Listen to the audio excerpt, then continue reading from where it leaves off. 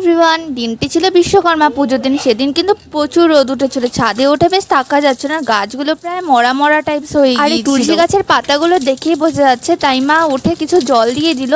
আর এখানে নিচে নেমে দেখে বুনু বুনু সাইকেল ধোয়া শুরু করে দিয়েছে, কারণ বিশ্বকর্মা পুজো বলে কথা। সারা বছর তো সাইকেল ধোয় না, এই উপলক্ষে না হয় কিছু একটা ভালো কাজ করেই নিল। আর এই বুনুটি নিয়ে এসেছিল ওদের বাড়ির থেকে প্রসাদ, যেটা আমরা পুজো দেওয়ার পর খাই। আমাদের বাড়িতে বিশ্বকর্মা পুজো হয় না, কিন্তু যেটা ঠাকুরের ওখানে ফটো থাকে বা কিছু, সেখানে আমরা ধূপকাঠি বা এরকম বাতাসা দিয়ে নেই। আর আমি এখানে বুঝতে পারছি না এরকম ঘন্টার সাউন্ড শুনতে এরকম কেন লাগছে, যেটা লাগছিল। আর আজ কাদের কাদের বাড়িতে পুজো হলো, মানে আর কি কাল। আজকে তো আমি এডিট করছি, তা আমি কালের কথা বলছি যে কাল কাদের কাদের বাড়ি পুজো হলো।